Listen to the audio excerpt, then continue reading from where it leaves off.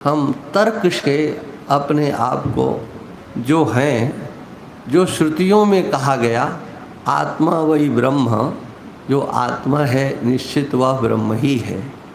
भगवत्पाद शंकराचार्य भगवान ने कहा जीवो ब्रह्मैव न परः। ये प्रसिद्ध श्लोक है शंकराचार्य भगवान का। श्लोकार्धेन प्रवक्ष्यामि यदुक्तम ग्रंथ कोटिभिः। वो कहते करोड़ों करोड़ों ग्रंथों में जो कहा गया है मैं उस सब को आधे श्लोक में कहना चाहूँगा। क्या कहेंगे आप आधे श्लोक में? ब्रह्म सत्यम जगन मिथ्या जीवो ब्रह्मैव न परः। जीव ब्रह्म ही है, जीव नाम की अलग कोई स्थिति नहीं। ना अपरा माने दोनों तरह से जीव ब्रह्म ही है, जीव से पृथक ब्रह्म नहीं और ब्रह्म से पृथक जीव नहीं। उसी बात को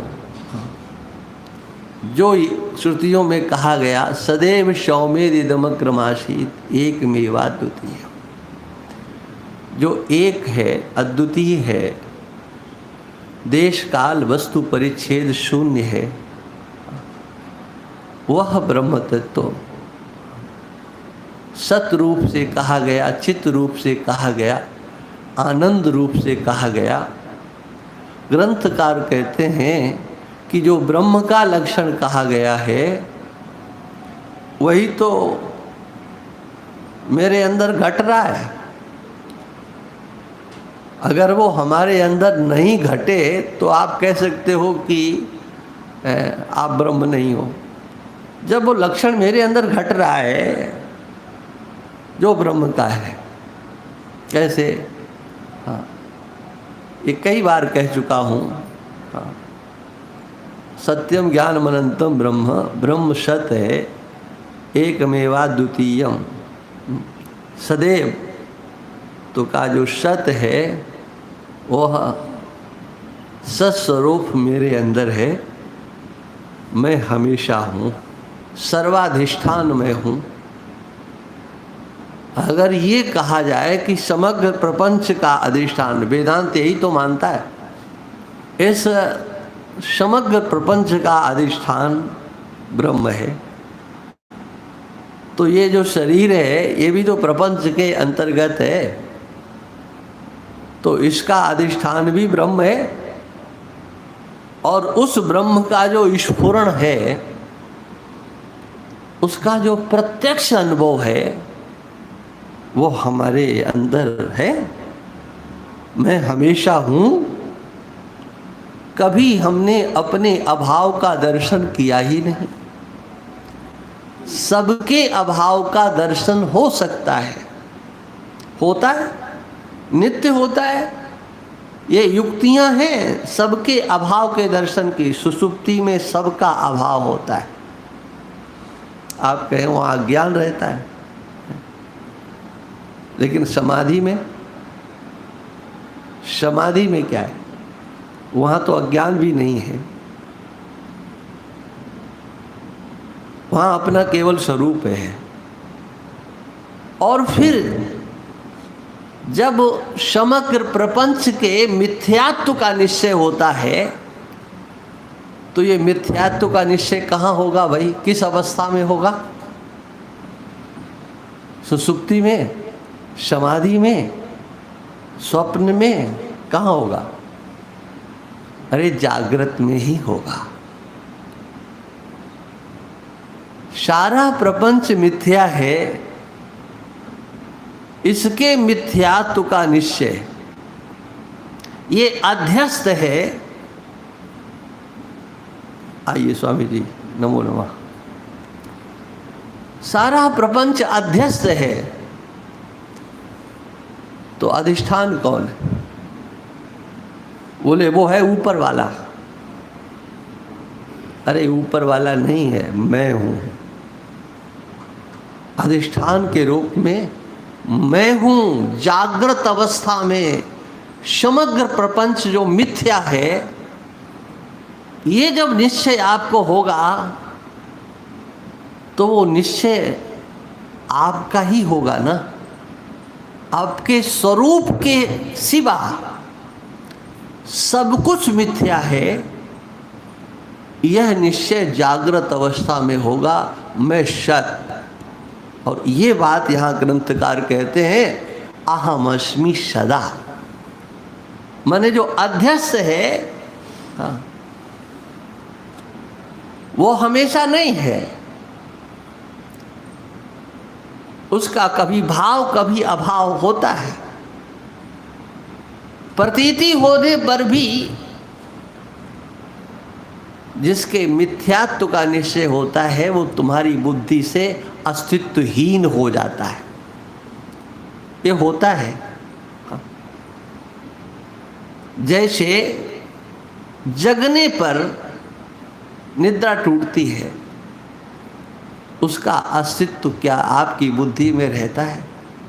कुछ भी हो, अच्छा हो या बुरा हो। जागृत में सर्प को देख करके भय हुआ, चांदी को देख करके लोभ आया, लेकिन सीपी और रस्सी का ज्ञान होने पर क्या कभी उसमें फिर भय आएगा? कभी उसमें लोभ आएगा? सीपी में दिखाई देने वाली चांदी तभी तक लोभ उत्पन्न कर सकती है जब तक सीपी का ज्ञान नहीं होता। रस्सी में दिखाई देने वाला सर्प तभी तक आपके अंदर भय उत्पन्न करेगा या राग उत्पन्न करेगा जब तक रस्सी का बोध नहीं होता है। बोध हो गया तो आपके अंतःकरण में उत्पन्न होने वाले समग्र विकार नष्ट हो जाते हैं। आपको दिखेगा कि ये तो वैसी दिख रही है, लेकिन लालच और लोभ दिख रहा है, किंतु गया, बुला लो उसको। दिमाग तुम्हारे पास, अंदर संकल्प कर लो। मिथ्यात्व का निश्चय होने के बाद आप उस वस्तु के प्रति कितने उदासीन होते हो, कितनी आपकी उपेक्षा की दृष्टि होती है, ये आप व्यवहार में देख लो। रोज दिखाई पड़ता है कि ये समझ में आ गया है कि ये असत है, झूठा है, उसके प्रति आपका बताओ आकर्षण कितना रहता है? आकर्षण समाप्त हो जाता है, राग समाप्त हो जाता है, द्वेष समाप्त हो जाता है, तुच्छता आ जाती है। ये कुछ नहीं है, भाषित होता है। मरुस्थल भूमि में भाषित होने वाले जल के प्रति कोई मनुष्य कभी आकृष्ट नहीं होता। प्यास कितनी ही लगी हो, लेकिन उद्यम नहीं करता। किंतु वही एक मृग नहीं जानता है, दौड़ता रहता है, आगे जल मिलेगा, आगे जल। इसीलिए उसको मृग मरीचिका बोलते। माने उस बेचारा मृग दौड़ करके गया वहाँ तक प्यास बुझाने के लिए, जल नहीं मिला, आगे देखा, बोले हाँ आगे है, फिर भागा। माने जब तक सूर्यास्त नहीं हो जाता, सूर्य की किरणों का ताप जब तक शांत नहीं होता है, तब तक वो बेचारा दौड़ता रहता है। लेकिन कोई समझदार मनुष्य जो एक बार उस भूमि पर हो आया है, चाहे सारे जीवन रहे। कहते एक बॉर्डर के पास में एक कोई मंदिर है देवी का, तो वहाँ जो लोग जाते हैं पूजा करते हैं, लेकिन उस मरुस्थल के ऊपर दिखाई देने वाला जल, उसमें कोई आकृष्ट होता है? क्योंकि मिथ्यात्व का निश्चय, और ये मिथ्यात्व का निश्चय ध्यान रखना, ये बार बार नहीं होगा। ये एक बार होगा। इसके लिए आपको माला नहीं जपना है, मिथ्यात्व मिथ्यात्व मिथ्यात्व, माला नहीं जपना है। निश्चय एक बार होना है। सपना झूठा है, या आप माला लेके बैठते हो, सपना झूठा सपना झूठा, क्या करते हो? ये आपकी बुद्धि का खेल है। जब झूठे का एक बार निश्चय हो जाने पर दोबारा उसमें सत्यत्व की कभी भी स्थिति आपके बुद्धि में नहीं आ सकती है। ठीक इसके विपरीत इसी प्रकार से अपने अस्मिता का बोध जब होता है ना, मैं हमेशा रहने वाला हूँ। ये तो दूसरे लोग जो बुद्धि में भरते हैं ना, अरे आयु हो गई अब तो आपकी, हो गई, बहुत हो गई है, मन में भी आता है अरे अब तो बहुत जी लिए। ये जो खुरापातें तुम्हारे दिमाग की हैं, वही कि अब मरना पड़ेगा, अन्यथा अपना सत्ता के रूप में जब चिंतन एक बार होता है, मैं हमेशा रहने वाला, एक जैसे रहने वाला, अपनी मृत्यु का अनुभव किसी को नहीं होता। कहते हैं लोग, शास्त्रों में लिखा है तो वो भी कहते हैं कि मरने के समय बड़ा कष्ट होता है। आपने पुनर्जन्म की कथाएं तो सुनी होगी, लेकिन किसी पुनर्जन्म के व्यक्ति से पूछो कि मरने के समय तुम्हें कितना दुख हुआ।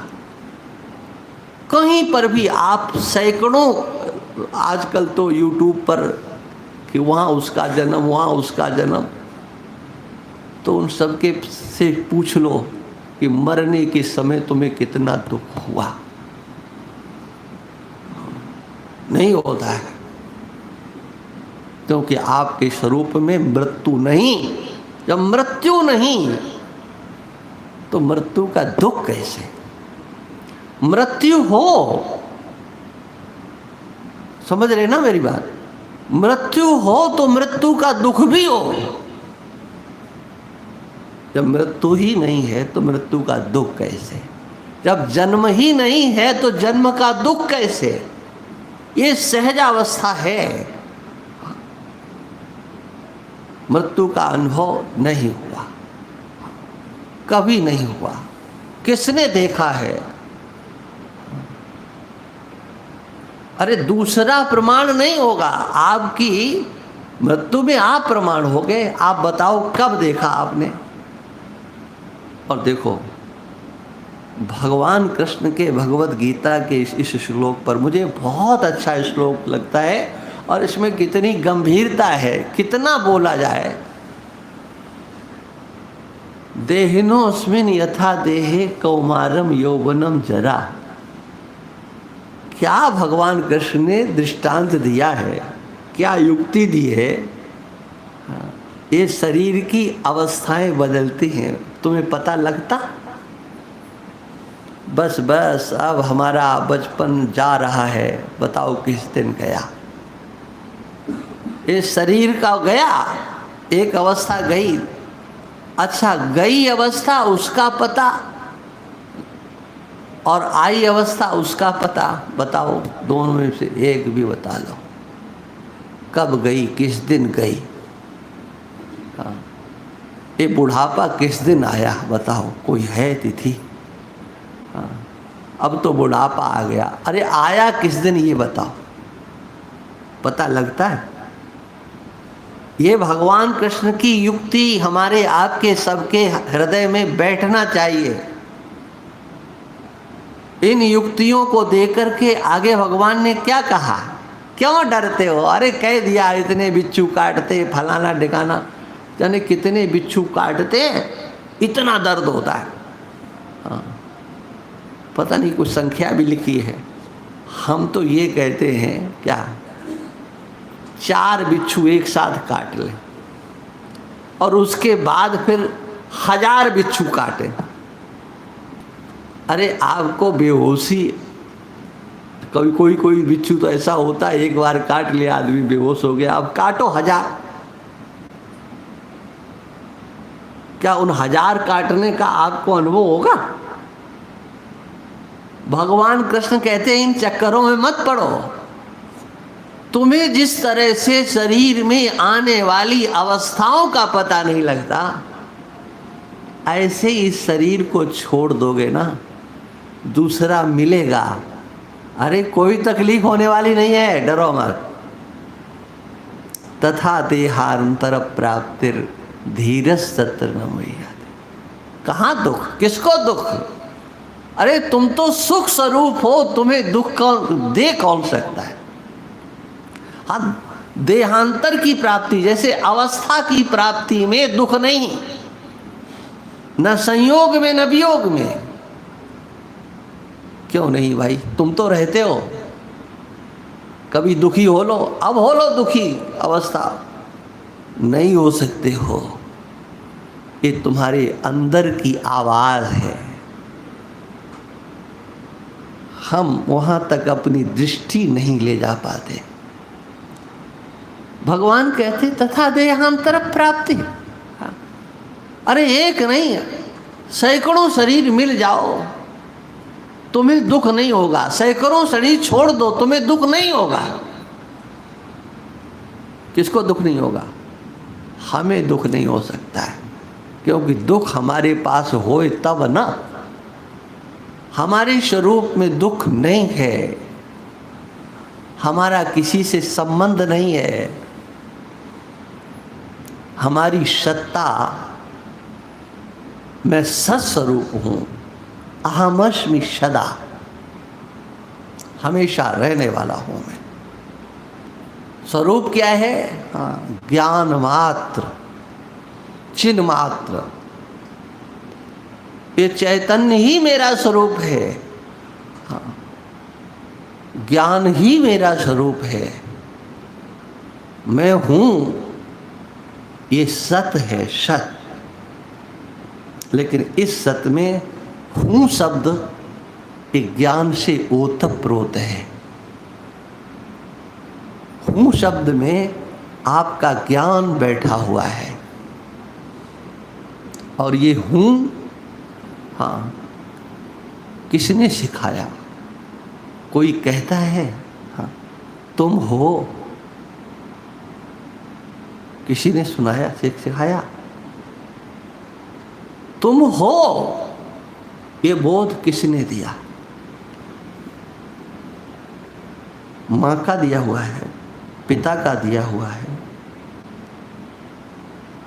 तुम्हारे पास अपना बोध है, ध्यान रखना। ये बोध तुम्हें किसी ने नहीं दिया। क्या? मैं हूं।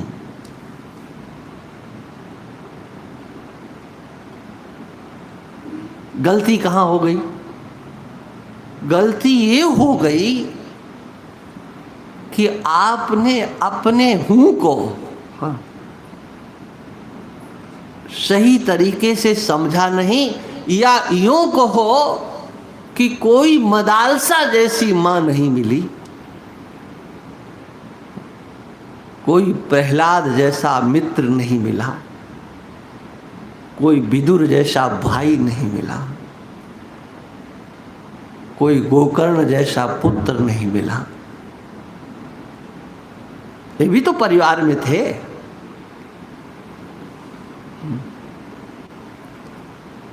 आपकी अस्मिता का इन्होंने बोध नहीं होने दिया। आपके ज्ञान के ऊपर अपना ममता मोह अज्ञान रूपी पर्दा डाल दिया। किसी ने भी कुछ भी आपको सिखाया, हमको आपको सबको सिखाया है ना? अच्छा बताओ सिखाया क्या? बोले ज्ञान दिया। यही तो कहेंगे, सब कहते ज्ञान दिया। ज्ञान दिया, ये बात ठीक है, सबने ज्ञान दिया। लेकिन जिस ज्ञान से हमने पूरे संसार के लोगों का ज्ञान ग्रहण किया, वो किसने दिया था?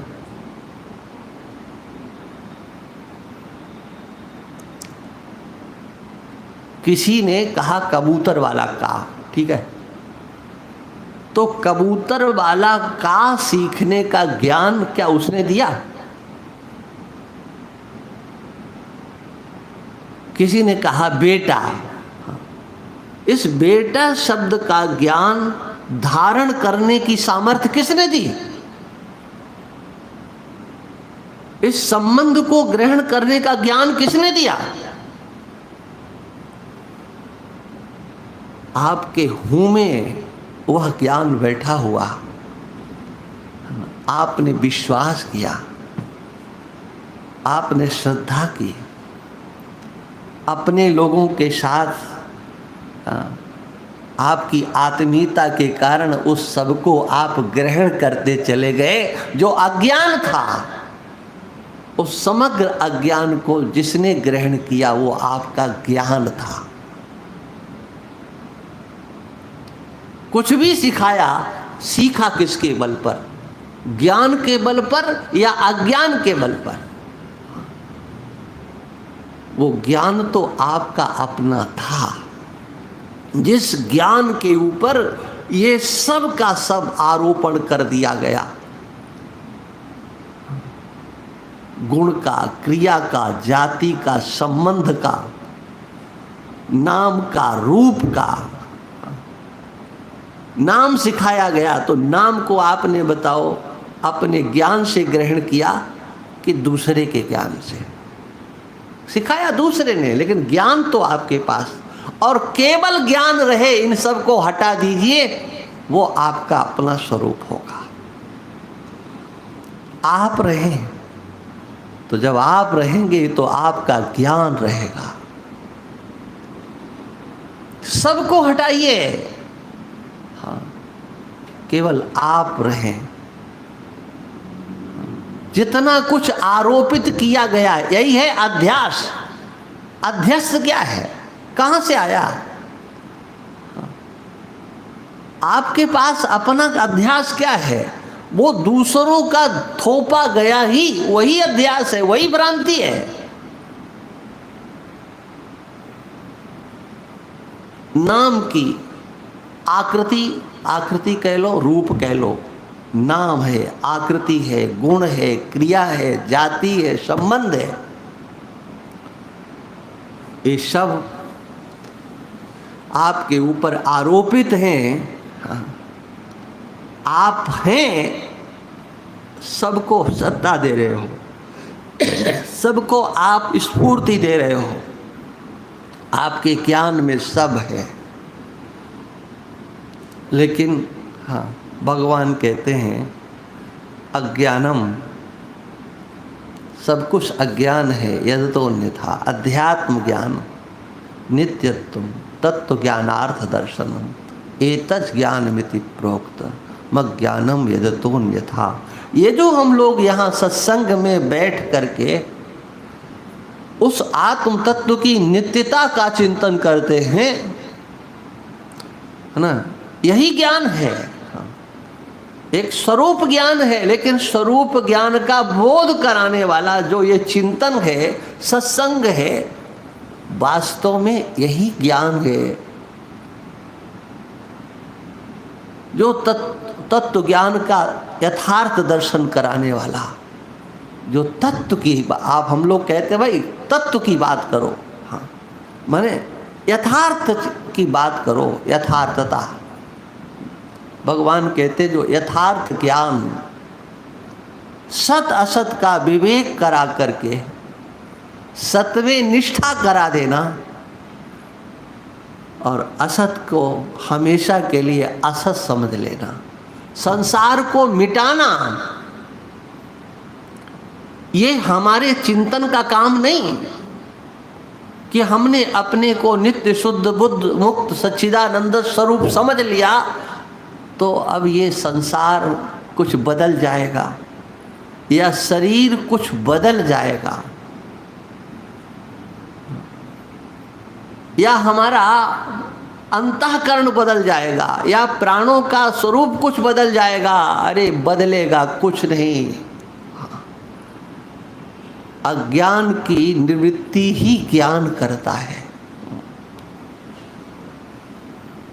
बोले हमें जब ये ज्ञान हो जाएगा कि मैं सच्चिदानंद स्वरूप ब्रह्म हूं, तो ये संसार तो उड़ जाएगा, ये दिखाई नहीं देगा। नहीं, इसका नाम ज्ञान नहीं है। पंचदशीकार कहते नापतीतिस, तुम्हारा स्वरूप का जब ज्ञान होगा तो ये मत समझना कि संसार की प्रतीति नहीं होगी। ये दिखाई नहीं देगा। उसका बाद हो जाएगा। ना प्रतिष्ठित तयोर बाधा।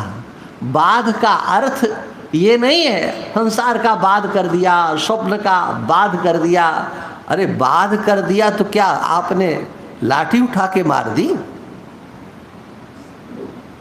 हाँ, पंचदशीकार कहते हैं ना प्रतीतिस तयोर बाधा। बाध शब्द का अर्थ प्रतीति नहीं होना, ये नहीं अर्थ है, किंतु बाध शब्द का अर्थ है मिथ्यात्व निश्चय। ना प्रतीतिस तयोर बाधा किंतु मिथ्यात्व निश्चय। कितना ये व्यवहारिक ज्ञान है ये समझो। केवल ये आरंडक ज्ञान नहीं है, ये गुफा का ज्ञान नहीं है। हाँ, ये तो हमारे व्यवहार में चमचमाता हुआ संसार दिख रहा है, दिखता हुआ संसार, और उसके मिथ्यात्व का निश्चय कर लेना। नाम रूप आकृति जो कुछ दिखाई पड़ रहा है सब मिथ्या है। घड़े को मिट्टी समझने के लिए क्या घड़े को फोड़ना जरूरी है? बोले इसको फोड़ देते हैं तब कहेंगे कि हाँ ये मिट्टी था। फोड़ करके मिट्टी देखना, घड़े को फोड़ करके, या घड़े में जल भर करके, दूध भर करके, दही भर करके, अपना काम लेते हुए उस घड़े को मिट्टी समझना। बताओ समझदारी किस में? मिट्टी है, इसको समझने के लिए क्या घड़े को फोड़ना जरूरी है? उससे अपना हर व्यवहारिक कार्य करते हुए उसके प्रति एक निश्चय कर देना, ये नाम और रूप दिखाई पड़ रहा है, ये मिथ्या है। मृतिकेव सत्यम, मिट्टी ही सत्य है। इसी प्रकार से समग्र दिखाई देने वाले प्रपंच को हमारे स्वरूप का जो ज्ञान है वह प्रपंच को नहीं हटाता। जहां आप हैं वहां से आपको इधर उधर नहीं करता। इस शरीर में जितनी विकृतियां हैं उनको आपका ज्ञान नहीं रोकेगा। अरे स्थूल शरीर का धर्म जो कुछ है, अगर धर्म मिट गया तो धर्मी रहेगा क्या?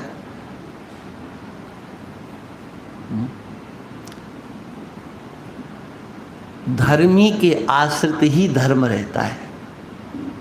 जो अंतःकरण के धर्म हैं या सूक्ष्म शरीर के धर्म हैं या स्थूल शरीर के धर्म हैं, इनको मिटाना ये हमारे स्वरूपक ज्ञान का काम नहीं है। इन तीनों शरीरों में जो हमारी बैठी हुई अहंता और ममता है, उसको समाप्त करना हमारे अपने आत्म स्वरूप के बोध का काम है। हाथ नहीं बदलेंगे, आंख नहीं बदलेगी, कुछ भी परिवर्तन नहीं होगा।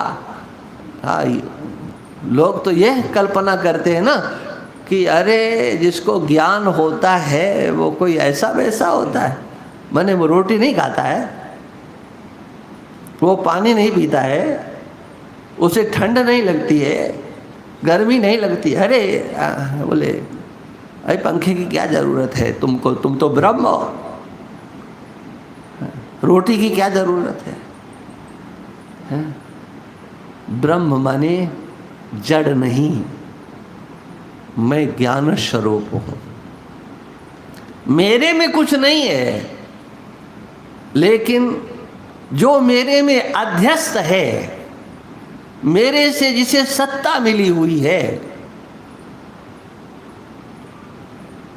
उस अध्यस्त में होने वाली समग्र विकृतियों का जो अज्ञान दशा में अपने ऊपर आरोप किया जाता है, ज्ञान दशा में वह अध्यस्त यथावत रहते हुए तत्त धर्मों का हमेशा हमेशा के लिए जला करके उसको भस्म कर दिया जाता है। मेरे स्वरूप में नहीं है, कुछ नहीं है।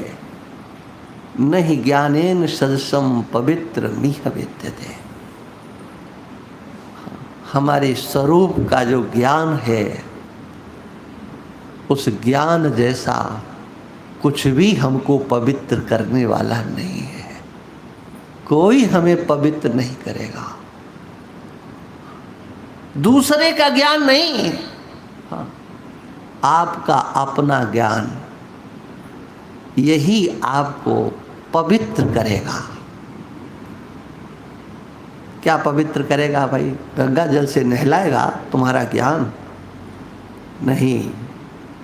तीनों काल में मैं शुद्ध हूं, पवित्र हूं। कभी मेरे में अपवित्रता आई ही नहीं है। मैं शुद्ध हूं, मैं पवित्र हूं। जो अपवित्र वस्तु होती है ना, उससे आपको घृणा होती है, लेकिन आपका स्वरूप इतना पवित्र है, अपवित्र से संसर्ग होते हुए भी उसका प्रभाव उसके ऊपर नहीं आता है। वो इतना पवित्र है कि वह अपवित्र को भी परम पवित्र बना देता है। कहते ना पावनम पावना नाम, हाँ, वो पावन को भी पावन कर देता है। हाँ, वो पावनता कहाँ से आती है? सोचिए। हाँ, आप अपने उदर के ऊपर कभी हाथ फिराते हो कि नहीं? हाथ जाता है कि नहीं? मल कहाँ रहता है? जिसको मल बोलते हैं, है? अब उसकी हिंदी ज़्यादा नहीं करना। मल कहाँ रहता है? उधर में ही तो रहता है।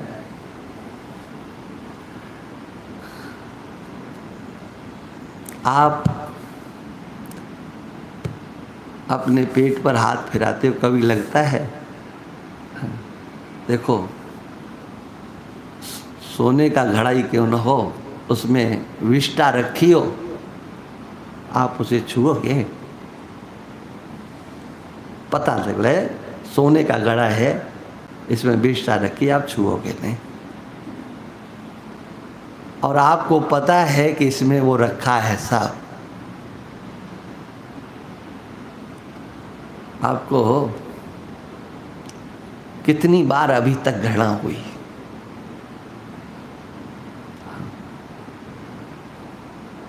नहीं घृणा हुई ना? क्यों नहीं भाई? आपके स्वरूप की ये महिमा है। जब तक उससे संबंध है, आपके चैतन्य स्वरूप से, आपकी सत्ता से, तब तक वो सबको पवित्र करके रखता है, सबको।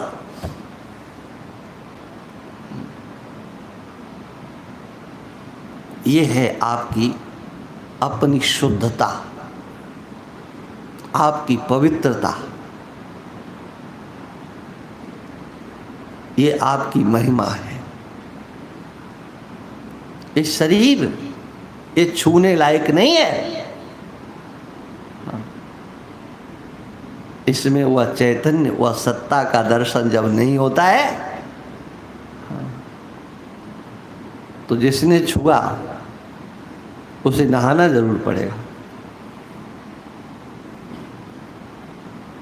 और अभी हाँ, माला पहना देते हैं, आरती उतार लेते हैं, कोई नहाता है जाकर, चरण भी धो लेते हैं। तो ये किसकी पूजा हो रही है भाई? ये किसकी आरती हो रही है? ये पांच भौतिक शरीर, हाँ, इसमें तो कोई दम नहीं है। सुरेश्वराचार्य कहते हैं कि जिसने शरीर पर विचार नहीं किया है, हाँ, उसे स्वरूप बोध कराने के लिए या संसार से तुम अलग हो जाओ, उसके लिए उपदेश कभी नहीं किया जा सकता। जिसकी स्वयं की बुद्धि इस गंदे शरीर पर विचार करने पर दृष्टि नहीं डालती है, वो क्या आत्मा की शुद्धता का चिंतन करेगा? स्वदेहा शुचिगंधे न विरज्येत योपमान वैराग्य कारणम तस्य विराग कारणम तस्य किमन्यत उपदेश्यते। कौन सा उपदेश उसे किया जाए कि तुम वैराग्य करो, वैराग्य करो? कौन सा उपदेश किया जाए? आज शुचिता और पवित्रता की बात करना ये तो एक अपराध जैसा हो गया। अपराध, इसकी बात मत करो। हाँ, और सब करो। ब्रह्म ज्ञान की चर्चा, बोले शुद्ध रहने की, पवित्र रहने की बात मत करो। और लोग तो कह देते हैं क्या, अरे मन शुद्ध होना चाहिए, ये शरीर में क्या रखा है? मैंने इतने बड़े ज्ञानी हैं जो इस शरीर को शुद्ध नहीं रख सकता, वो मन को शुद्ध रखेगा? अरे कभी मन उसका शुद्ध नहीं हो सकता। लेकिन शरीर की शुद्धि से आत्म साक्षात्कार तक आप पहुंचेंगे। ये मैं नहीं कह रहा हूं, भगवत कल्प महर्षि पतंजलि कहते हैं।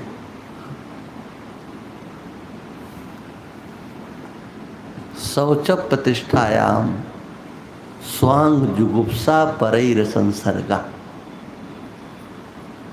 2 सूत्र लिखते हैं।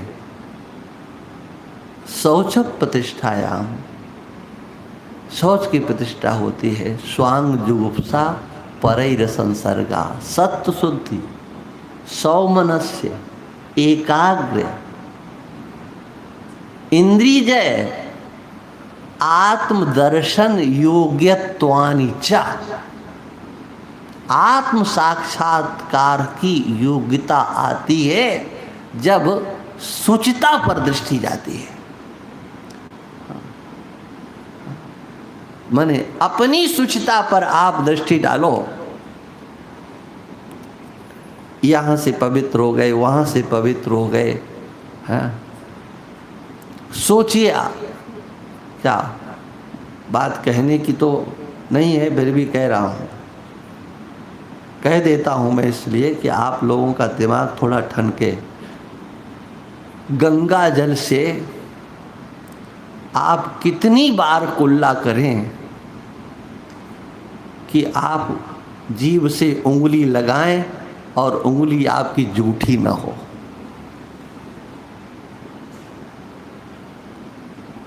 सोचो कितनी बार कुल्ला करें, है ना। ये है स्थिति। लेकिन ऐसे शरीर को भी रमणीय बना करके जिसने रखा हुआ है, दर्शनीय बना करके रखा हुआ है, स्पर्श योग्य बना करके रखा है, वो महिमा किसकी है? हाँ, ये मेरी महिमा है। मेरा अपना स्वरूप ऐसा, हाँ, नित्य शुद्ध, हमेशा आमस्मि सदा, हाँ, एक जैसा हूं, कभी जिसमें विकृति आती ही नहीं है। समग्र विकारों का मैं साक्षी हूं, जानने वाला हूं। जो जानने वाला होता है, हाँ, वह उससे पृथक होता है। जानी गई वस्तु से ज्ञाता का कोई संबंध नहीं होता है। आपने जाना है, ज्ञान ज्ञान ज्ञान। आप कहें ज्ञान से तो संबंध बनता है, ज्ञान से नहीं, अज्ञान से संबंध बनता है, ज्ञान से नहीं बनता है। ज्ञान तो केवल ज्ञान होता है, असंगो नहीं सच्यते, असंगो ह्ययं पुरुषः। आपका स्वरूप है ज्ञान, आप असंग हैं, असंग। ज्ञान आपका स्वरूप है। जैसे, हाँ, ये यहाँ प्रकाश हो रहा है,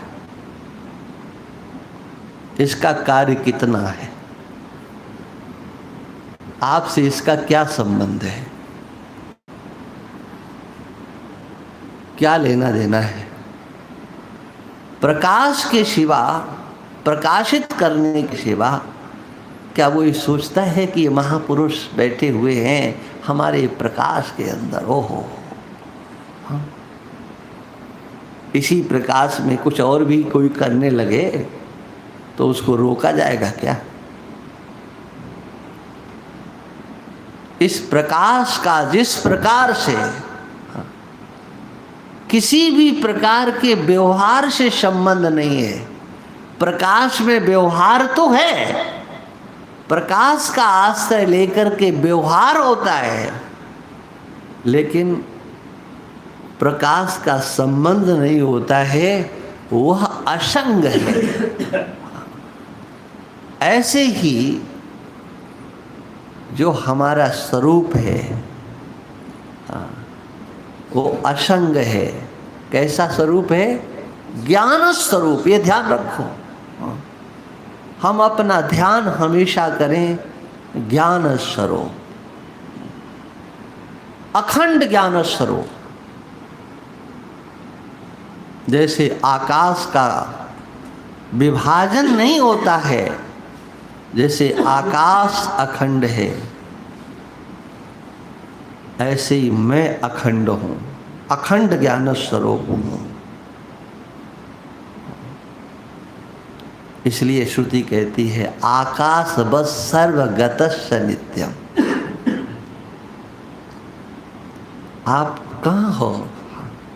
ज्ञान स्वरूप हो तो आप केवल इस शरीर से आपका संबंध नहीं है। आप अपनी व्यापकता का निश्चय करो। शांत होकर के आप कहीं पर भी बैठे हैं, एक बार जरा आकाश को देखो, आकाश को। सब कुछ आप भूल जाएंगे। ये स्वामी जी महाराज हैं, अब तो इनकी आदत बदल गई है। बदल क्या गई है ठीक है, अभी भी बहुत बढ़िया है, बढ़िया से भी बढ़िया है। पहले हम लोग रहते थे ना, साथ साथ रहते थे, बहुत साथ रहे और आज भी साथ ही हैं, कोई अलग नहीं है। लेकिन उस समय आपकी एक आदत थी,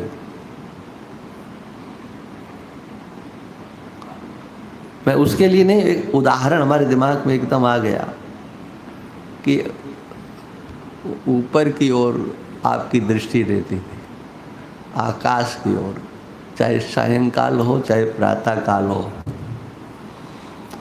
तो मुझको भी लगता था कि ये क्या देखते हैं, लेकिन बहुत दिन बाद समझ में आया कि आप आकाश पर दृष्टि डालो, आपका मन को एकाग्र करने के जाने कितने साधन बताए गए हैं। हाँ, लेकिन ये महात्माओं का एक साधन है, ग्रंथ में कहीं नहीं मिलेगा। आप आकाश को देखो, केवल आकाश पर दृष्टि हो, क्या मिलेगा आपको? केवल आकाश देखो। ये श्रुति कहती है अपनी व्यापकता का चिंतन करना है तो आकाश को, एक ही 5 तत्वों में ऐसा तत्व है जो हमारी साधना के योग्य है, जिसका आश्रय लेकर के हम एकता का, अद्वितीयता का, अखंडता का, व्यापकता का, शुद्धता का, निर्मलता का, असंगता का, कितनी बातें आपको बताएं, ये सब आकाश में जैसे है। धूल उड़ी, आकाश गंदा नहीं हुआ, आग जली, आकाश नहीं जला, पानी वर्षा, आकाश गीला नहीं हुआ। कोई उड़ रहा है, उड़ते रहो, कोई गिर रहा है, गिरते रहो। सर्वत्र सब कुछ उसी में है, हाँ, लेकिन उससे, उसका किसी से मतलब नहीं है।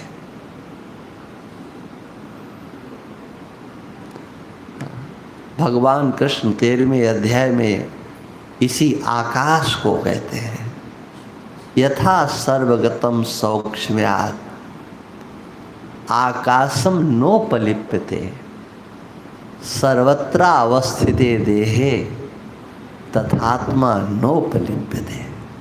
एक आत्मा, एक वचन का प्रयोग किया, आत्मा तो एक है। हाँ, कितने ही शरीरों की कल्पना कर लो, कितने ही शरीर ब्रह्मा ने बना दिए, बना डालो, लेकिन आत्मा एक है, सर्वत्र है। इस शरीर में भी, पूरे शरीर में उसकी व्याप्ति है, सर्वत्र उसकी सत्ता, उसकी चैतन्यता और उसकी प्रियता सर्वत्र है। भगवान कहते हैं यथा सर्वगतम सौक्ष्म्यात् आकाशम नोपलिप्यते सर्वत्र अवस्थिते देहे तथात्मा नोपलिप्यते। एक चिंतन करना है, हमें चिंतन करना है अपना आकाश का। आकाशस्तरलिंगात्, ये तो ब्रह्मसूत्र भी है भाई। ब्रह्मसूत्र में व्यास भगवान कहते हैं आकाशस्तरलिंगात्, उसकी पहचान हाँ, आकाश को आगे करके की जाएगी। जैसे आकाश, हाँ, ये ब्रह्मसूत्र का, गीता, श्रुति, ये सब किस लिए कि हम अपना चिंतन करें तो कैसे करें। बोले हम सर्वव्यापक, सुनते तो हैं हम कि हम सर्वव्यापक, ब्रह्म सर्वव्यापक, और ब्रह्म सर्वव्यापक तो जो ब्रह्म है सो आत्मा है। तो अपनी व्यापकता का देश काल वस्तु परिच्छेद शून्य तत्व है। कैसे समझे हैं? कहा जैसे आकाश, किस काल में आकाश नहीं, किस देश में आकाश नहीं, कहाँ आकाश नहीं। आकाश की तरह से। ये प्रश्न होता है ना लोगों का कि अपना ध्यान कैसे करें। कहते ज्योति की तरह से करो। ज्योति, अरे क्या ज्योति है जी, ये लोगों को मूर्ख बनाओ।